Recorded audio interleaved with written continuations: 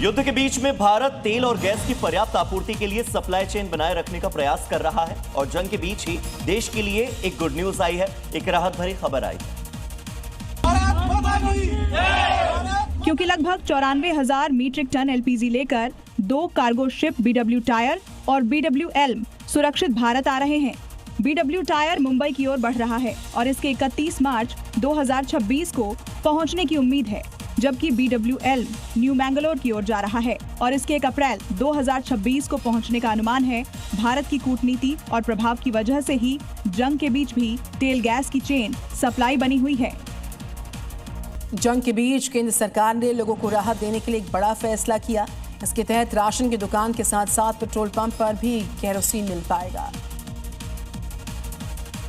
यानी सरकारी तेल कंपनियां तय किए गए पेट्रोल पंपों पर केरोसिन रख और बांट सकेंगी। हर जिले में सरकार प्रशासन अधिकतम 2 पेट्रोल पंप चुनेगी, जहां अधिकतम 5,000 लीटर तक केरोसिन रखा जा सकेगा।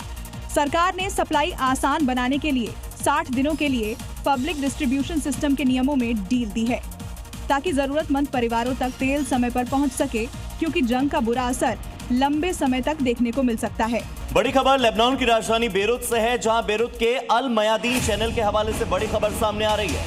हिजबुल्लाह ने 114 इजराइल के टैंक्स को टारगेट किया है। सीमा पर तनाव के बीच इजराइल ने हिजबुल्लाह के खिलाफ जवाबी कार्रवाई शुरू की। लेबनान में जमीनी हमले कर रहे इजराइल के खिलाफ हिजबुल्लाह के लड़ाकों ने कई इजराइल के टैंक्स को नष्ट करने का दावा किया है।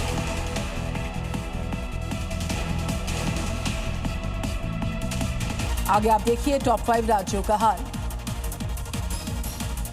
उत्तर प्रदेश के बलरामपुर में एक पेट्रोल पंप पर उस वक्त हड़कंप मच गया जब पेट्रोल डलवाने के दौरान एक बाइक में अचानक से आग लग गई। कुछ ही सेकंड्स में बाइक जलकर राख हो गई।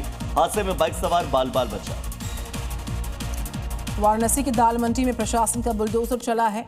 रविवार को 300 मकानों को ध्वस्त किया गया। मुनादी और चेतावनी के बाद हथौड़ा कार्रवाई और बुलडोजर एक्शन से व्यापारियों में हड़कंप मच गया।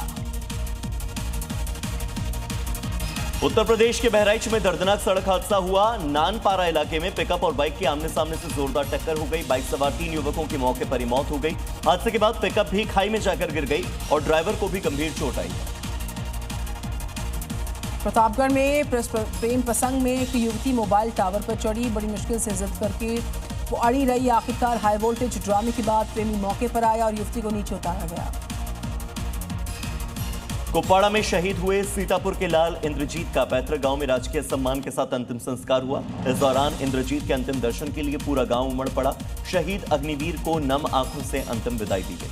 पश्चिम बंगाल से ब्रेकिंग न्यूज, कांग्रेस की लिस्ट पर भारी हंगामे की जानकारी। दरअसल कांग्रेस की ओर से उम्मीदवारों की सूची जारी की गई, जिसके बाद कांग्रेस ऑफिस में तोड़फोड़ हुई है। कांग्रेस ऑफिस में कुर्सियां चलती हुई नजर आ रही हैं इन तस्वीरों में। तो मालदा में कांग्रेस के दफ्तर में खूब बवाल मचा। कांग्रेस की लिस्ट आने के बाद से बवाल बढ़ता चला गया। एक रिपोर्ट दिखाएंगे आपको। बंगाल में कांग्रेस प्रत्याशियों की लिस्ट जारी होते ही बवाल मच गया। ऑफिस में जमकर नेता एक दूसरे पर कुर्सियों से हमला करते देखे गए। मालदा से आसिफ महबूब को कांग्रेस प्रत्याशी बनाए जाने पर विरोध प्रदर्शन होने लगा।